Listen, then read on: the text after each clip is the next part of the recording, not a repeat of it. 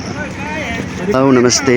आज बरा क्षेत्र सुनसरी नगरपालिका वार्ड नम्बर 4 र रामधनी नगरपालिका वार्ड नम्बर 6 को सिमानामा पर्ने सुनसरी पुलमा सामान बोकेको गाडी जुन फलफुल बोकेको सानो मिनी ट्रक दुर्घटना भएको छ, जसमा चाहिँ एकदमै क्षति भएको छ, जसमा चाहिँ ड्राइभर चाहिँ र यहाँको भनाइअनुसार यहाँको स्थानीयको भनाइअनुसार यहाँ बाँचेको समाचार पाइयो।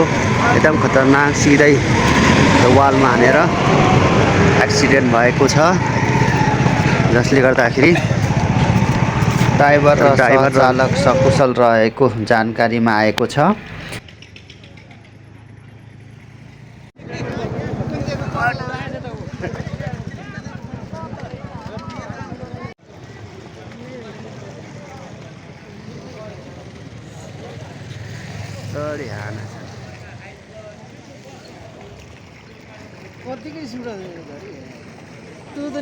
क्रेन ल्याएर गाडी निकालिसकेको अवस्थामा चाहिँ सम्पूर्ण यहाँको स्थानीय बासीहरूले चाहिँ तपाईँको उहाँलेको सागसब्जीहरू भयो, गाडीले बोकेको सामानहरूको व्यवस्थापन गरी र माथि ठाउँमा ल्याएर सबैले राख्ने ओर्ने ल्याउने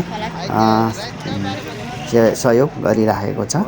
र यसरी ल्याएर चाहिँ सबै माथि ल्याएर राखिदिएको छ र छटपष्ट रूपमा गाडीले बोकेको सामानहरूको व्यवस्थापन धमाधम भइराखेको छ।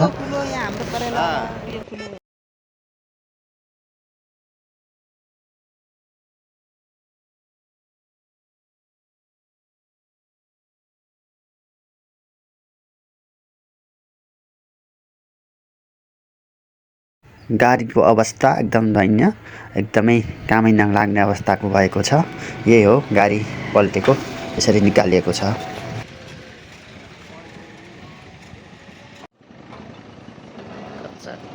कच्चा कुचुक भइसक्यो।